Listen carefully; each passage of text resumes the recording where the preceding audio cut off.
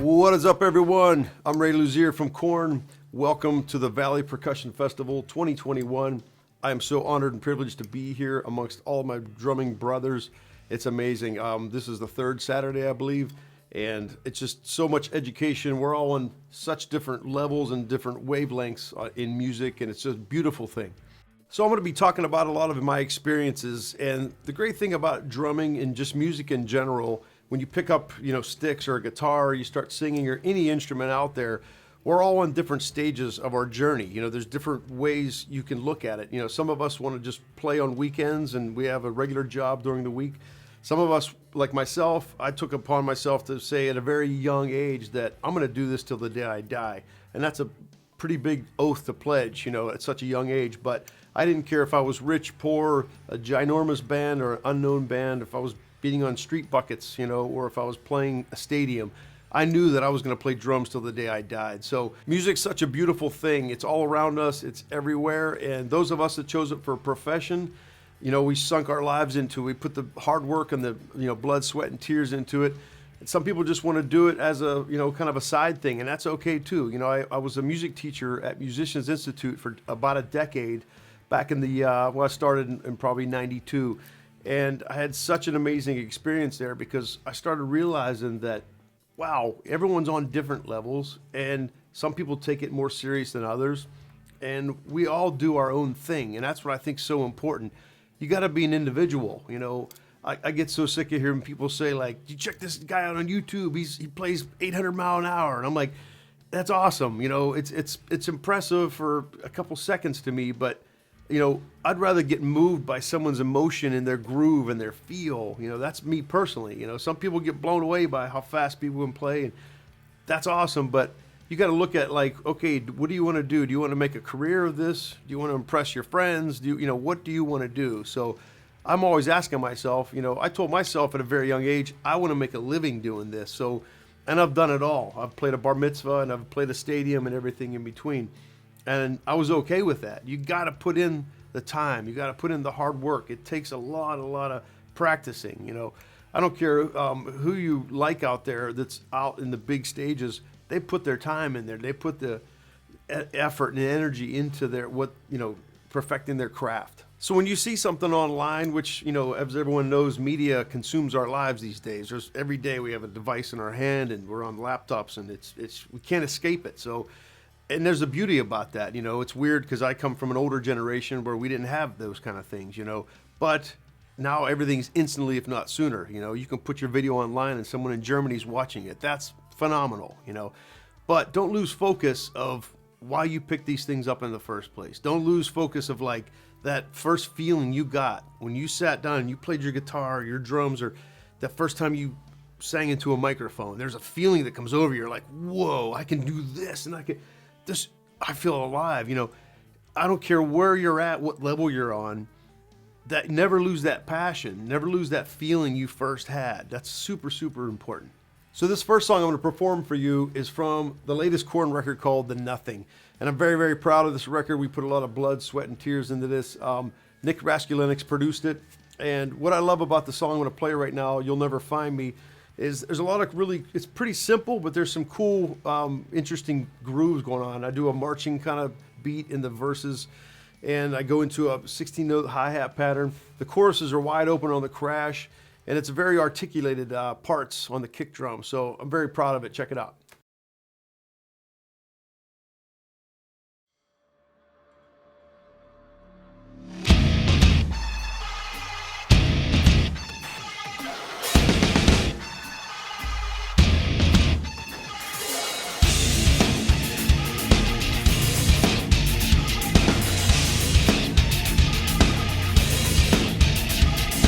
Life is degrading and silently making me spun out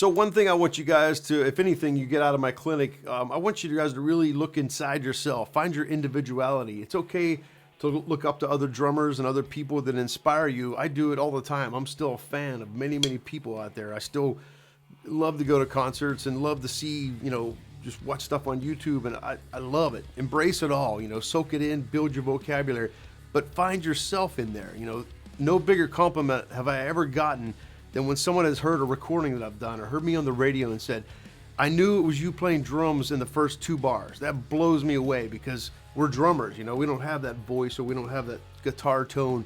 You know, a lot of us can play the same groove, but when someone knows it's you for something you've done, there's no better high than that. So that's why I'm saying really focus in on what you're all about, you know, play from the heart, always play with passion, give it all you got. If you see me play a disco gig, and I've done many of them with wigs on, and I've done, you know, all over the gamut, I put everything I have into that gig. I don't care if there's 12 people out there, 12,000 or 80,000, I play like it's my last gig. That's just what I've always done. That's all what I've always sworn by. Because to me, you know, I've played some, you know, small gigs in Los Angeles where there's 12 people there. Well, guess what? One of the times where I was playing a really small gig, one of the guys at the bar happened to be Rob Cavallo from Warner Brothers Records, and he was checking out my original band, and we were giving it all we got, and he actually turned around and said, I want to sign you guys, and that blew me away. So never underestimate, you know, who's out there, who might be watching you, you know. Networking and the music biz part of it is such a huge important part about this. I mean, it's one thing to get your craft down. It's one thing to go, hey, I'm gonna, you know, I used to think myself, I'm gonna lock myself in my drum lab and play 6 to 8 hours a day, and I'm gonna get so good that no one will turn me down. And that wasn't the way to look at it. It was good that I was in there shedding all day, but I didn't realize that you needed to go out to network, and you needed to go to a bar, and you needed to go see this band and hand out a business card back then. Now it's everything's on media, but you really need to be around people that if you have something to say and you have something to offer, someone will recognize you. You just have to get out there and be recognized or get in front of the people that are gonna take you to the next level. So this next song is also off the latest KoRn record called The Nothing, and this is a vinyl I'm holding. Please buy records, kids. It really helps support the music industry out there. It really does. And you get cool things like this. So this song's called Harder off this record. Now, a lot of people will come up to me and they're like, I don't understand. I see you play. Sometimes you're left hand on the hi-hat, sometimes you're right. What are you? And I'm like, well, I'm kind of ambidextrous. You know, I started playing left-handed, but I am a right-handed player, and I write right-handed. So it's just whatever comfortable. You know, when people buy your record, they don't really care if you started with your left foot, if your right foot, if you played the hi-hat with your right hand. How does it sound? How does it feel? Is it moving me? Is the emotion there? So that's what I always, you know, people always say, you're so strange the way you play. So this song is a good example of that, because in the verses, you'll notice I'm on the left hand on the hi-hat, and then when I'm doing ghost notes, I'll switch over. So I had some fun with this. There's some blast beats towards the end and some really cool double bass stuff, so enjoy.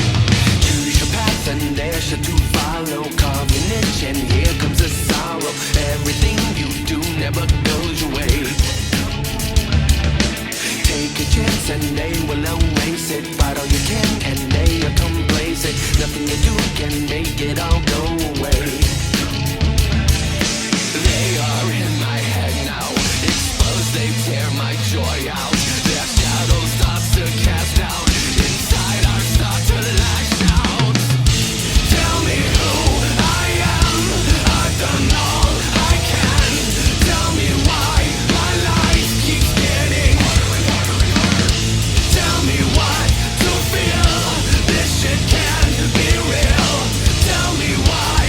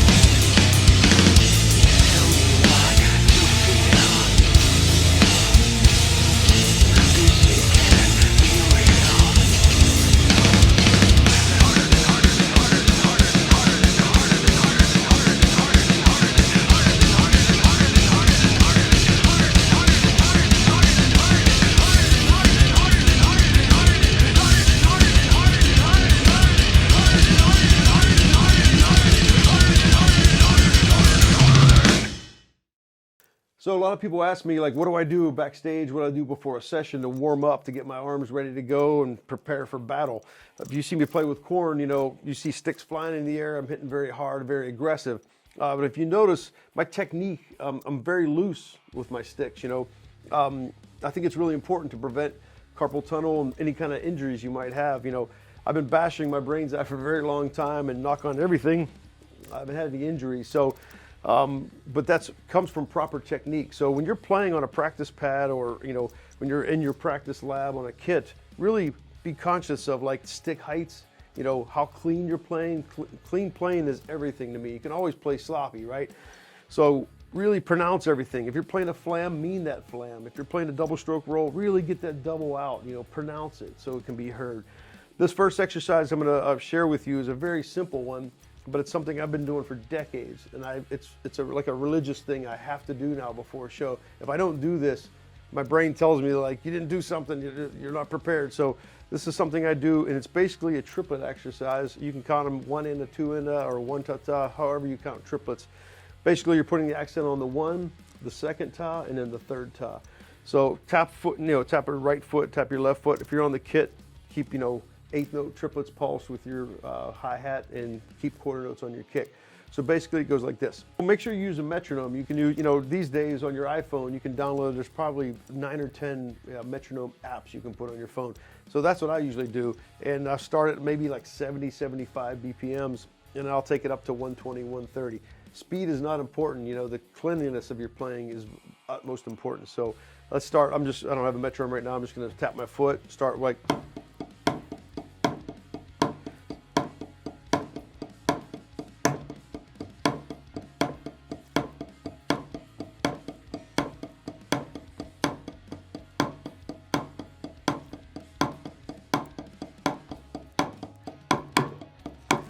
now we go to the left hand. So you notice I'm playing very high accent and low notes. You don't want to play or. You really nail that accent and leave the other notes low. Why? Because it makes your playing more rounded. When you're on the kit and you're doing a funk groove or something, you have more dynamics now. You have a range of high notes and low notes. When you're hitting, there's all this space, right, for high notes. A lot happens in that space before you strike the drum or the cymbal. So really watch your accents, you know. So now we can do some doubles with that. Where we originally put the accent, put a double and let it bounce. So you get two notes for the one stroke. So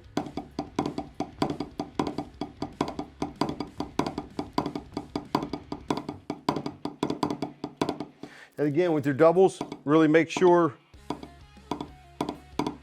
So when you're playing doubles, of course, you know, the 2 notes. If you're playing 3 notes, you know, whatever you're playing, make sure it's nice and clean pronounced, like we were talking about before.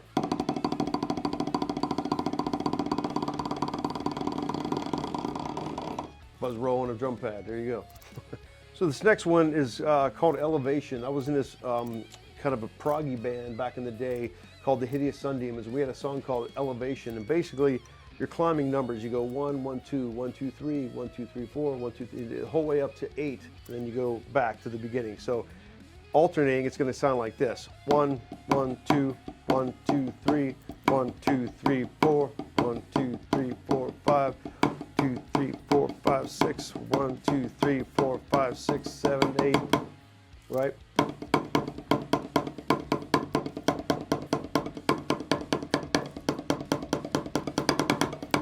So on and so forth, different speeds. And again, leave those notes way down and really nail those accents. And another very, very simple one that you've probably heard a million times, but it's super effective, is the good old 16th note. So you're taking each permutation, the 1, the E, the N, and the So again, super, you know, get your posture on, make sure you're not, you know, if you're right-handed, don't, make sure your right's not over, you know, stepping your left. That's one of my biggest pet peeves, when you hear someone do a roll and they're going, you know, get those strokes up. Play a single, you know, I'm kind of looking at that imaginary line up here and making sure all my notes are up there. So when you're doing this exercise, start off going 1E and a 2E and a 3E and a 4E and a 1E and a 2E and a 3E and a 4E and a 1E and a 2E and a 3E. 1E and a 2E and a 3E and a 4E and, right? Same.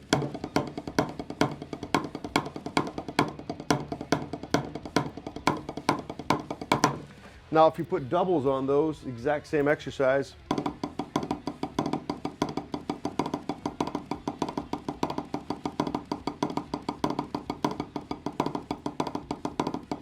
Right?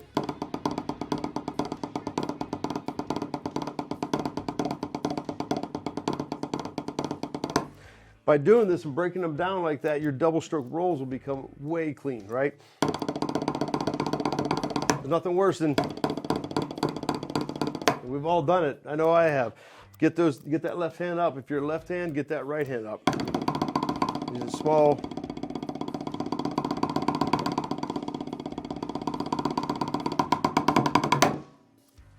So to me, attitude is everything. You have to have the right attitude going into things. And I don't care what level it's on, how small or how big it is. Your self-attitude has everything to do whether those people you're in that room with want to be around you. They want to take you on tour. They want you to, perform and write music with them. It's such a huge element. And a lot of people forget that. There's a lot of people out there that have lost gigs, and they're virtuosos on their instrument, but they've lost gigs because they've maybe been tardy to rehearsals, or they came unprepared, or they just had a bad attitude and thought that they were at a certain level when it really doesn't matter. So when you're in a band situation, you're communicating with these people on a musical level, but also as humans. You have to have the right attitude when you're walking into the room. You can't walk in there going, "Oh, I had the worst day ever," and now let's get to playing. You don't want to ever, you want to kind of bury that a little bit, because you're there to perform the best you possibly can. And when you're a live situation, you're all trying to be, as one, as a unit, as a force, because those audience people will know that. They'll know whether, you're not on your game that night. We all have bad nights, trust me, I've had mine. But there's a thing about the entertainment business, and that's what this is. You're in the entertainment business, that you're an entertainer on stage. You have to throw down. There's been times where I've been on a plane to Japan and have slept 2 hours, and I'm getting thrown on stage, and those people that paid money, good money, to see your concert, they don't care whether you've had sleep or not. Give them the best show you got. So I'm always making sure my attitude is healthy and happy when I'm in any kind of situation. I don't care where you're at, studio, live. Show up with a game face. Always be leaning forward and get ready to take on whatever's thrown in front of you, So my next subject will be auditions, and that ties in with the attitude, punctuality, showing up with your game face. If you're in line, and I've done this many times in Los Angeles, if you're in line with 50, 75, 100 drummers, what do you have that those other guys don't have, or girls, right? I don't know. You have no idea. I've been in so many situations where I have a pair of sticks and you're playing that same 5-piece kit that everybody else has played, and you're playing those 3 songs that everyone's played all day. What's going to separate you? I've lost gigs because I didn't have dreadlocks. I was the wrong color. My biceps weren't big enough. You'd be surprised at the gigs I got turned away from in Los Angeles. I should write a book just on that. But so when you show up, I don't care what it's for, come prepared or overly prepared. And what do I mean by overly prepared? Perfect example. When I got the Jakey Lee gig, he played for Ozzy Osbourne and the band called Badlands. In '94 was my first official tour. I was the same exact thing. I think there was close to 500 drummers or something auditioning. And I narrowed down to 100. And the same thing, I'm like, man, what do I have? What's this guy? So I'm a huge Ozzy Osbourne fan and Badlands. So I did some homework and research, and I went back and learned the entire Ozzy catalog and Badlands, everything that Jake ever played on, to be prepared in case maybe we could play one of those songs. So I was number, I think, 25 that day out of 25 drummers, and they were so burnt and they were tired and they're leaning against the amps, and they said, "All right, what's your name? All right, what do you got?" And I said, "I'd really like to play, Soul Stealer off the Badlands record." And they're like, "Yeah, let's just stick to the 3 demo songs." And I said, "Yeah, but..." And then the bass player stood up and he kind of started figuring out Soul Stealer, and Jake goes, "You're playing that wrong. It's here." And it's next thing you know, there's a different energy in the room. Everyone kind of stood up and we're playing. And he's like, "Wait, what are we doing?" Next thing you know, I'm counting off the song, and it totally changed the vibe of the room. There was a whole different energy. People were like, "Ah." And then the other drummers got PO'd outside because they're like, "Hey, why is he getting to play that?" I didn't force it. I just simply brought it up. Like, "Hey, I love this song. I appreciate it. Why don't we jam on that?" So lo and behold, they told everyone to go home. I got the gig. So that led to 2.5 years of my first touring ever. So as a lot of people know in the music business, a lot of things are short-lived out there, especially in the rock and roll game. Bands' careers are 5-7 years. If you have a couple hits, you might go to 10. The bigger bands out there, you know, obviously I'm in the band KoRn. This is their 26th year. It's my 14th year with the band, which is insane to me because you never know when it's going to end. No one's got a crystal ball. So you always want to keep a good reputation for yourself out there. You always want to be like, hey, let's call that guy. He's easy to work with. He gets stuff done. He's prepared. He's honest. There's no BS. That's huge because the last thing, I don't care how great you are on your instrument, the last thing you want is, oh man, that guy's, man, he's so amazing, but God, I can't stand to be in the same room with him. And man, he doesn't shower on the tour bus. And you'd be surprised that stuff happens. So that's super, super important. You know, once you have that one gig, you network. You give the sound guy, you give the monitor guy, the bass tech, you start giving your number out to everyone because if someone liked you out there on that crew and on the audience that saw you, you will get a call for another gig. So I can't emphasize enough how much how important it is to put in the hours. You got to put in the work. It takes tons of time. You know, I see people watching YouTube and for hours and hours and hours. You know, I'm guilty too on airplanes and stuff that I do, but you get off of that. You know, it's okay to watch something to inspire you, to get inspired and go, wow, this makes me want to go practice. Then go sit in your lab or sit in your drum room, whatever you have to do for hours at a time, but you got to put in the work, you know. And us as drummers, you know, we're timekeepers, and it takes time to build time. Your internal clock doesn't just happen. You know, it took me years and years. I remember when I went to Musicians Institute, the staff was amazing. You know, I had Ralph Humphrey, Joe Porcaro, Richie Garcia, Efren Toro. The staff was insane. And I thought I was kind of hot stuff coming off the farm in PA. And little did I know, my timing was really bad. And I had to get a metronome, and that was a rude awakening for me because I'm like, yeah, but did you hear that lick? I was playing 64th notes, and they didn't care. They're like, if you want a job, your timing has to be happening, you know. Most of the drummers out there, you're going to get a gig playing 4 on the floor at 120 BPMs and not moving time, you know. All the fancy fills, the flashy licks and all that, that's cool, you know, but let's face it, to get a drumming gig out there, your timing has to be together. So this next song is from my side band called KXM, and it features George Lynch on guitar from Dokken and Lynch Mob, and Doug Pinnick from the amazing underrated band King's X, one of my favorite bands of all time. So we just have fun with this project. You know, our whole thing is we do, 12 or 13 songs in a 12 or 13 day period. We write one song a day, and by the evening time, I'm tracking drums for the record, and we move on. We don't overthink anything, so we have a lot of fun with this. There's no producers breathing down our backs. It's 100% us. So this next song called Faith is a Room, I really had fun. It's a straight ahead song, 4 on the floor with a crash, but you'll notice in the verses, it's kind of like almost a linear kind of pattern down the toms in between the snare and hi-hat.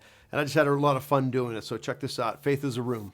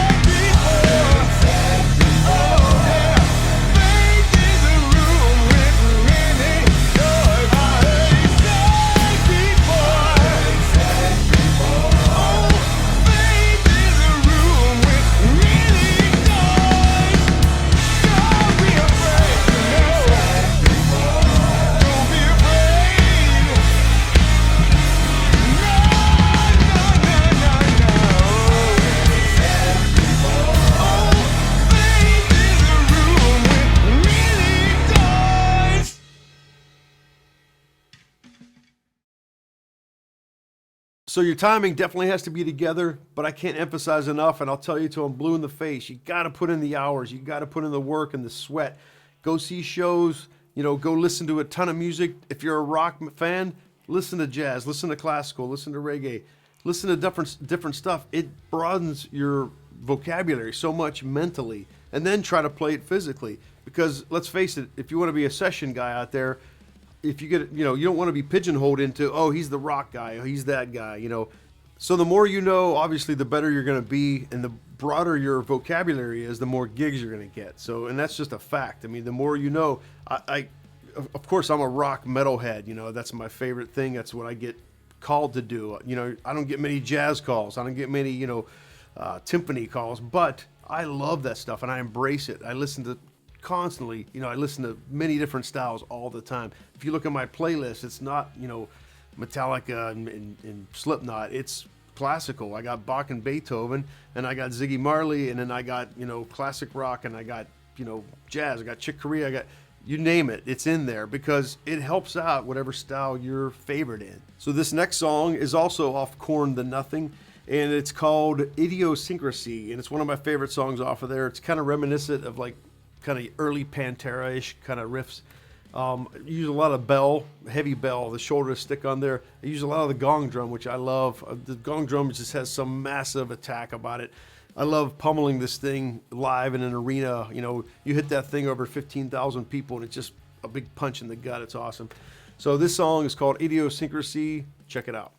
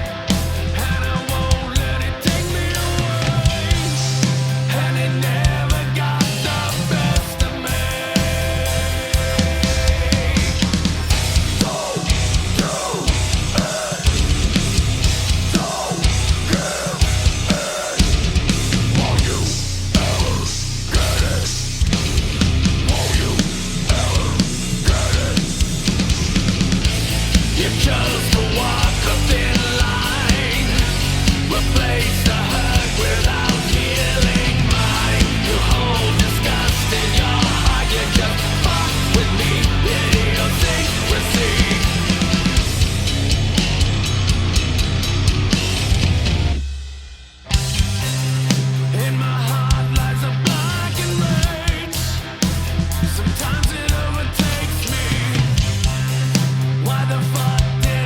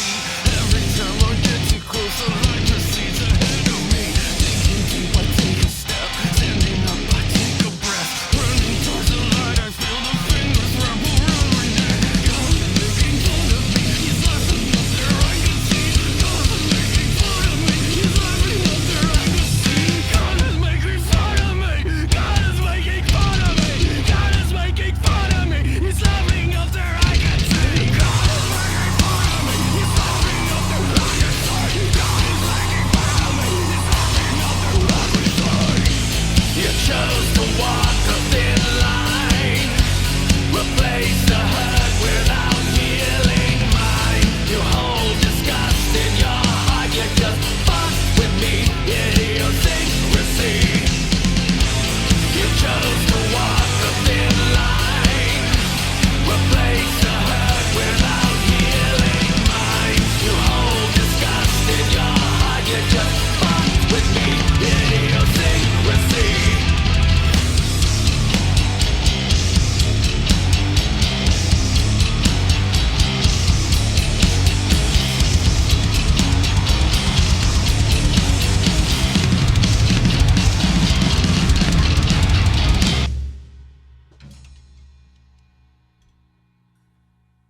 Hey, thanks a lot for joining me tonight. I hope you learned something. I had fun doing this. Thanks to all the staff that put this on. They worked very hard to bring this to you at home or on your laptop, wherever you're watching it. Remember, you got to put the work in. You got to put the hard hours in and be a good person. You know, everything comes back to who you are as an individual. Remember, that's what you want to be known for, your individuality. So you got to work hard. Thank you so much for tuning in. We'll see you on the road this summer. Take care.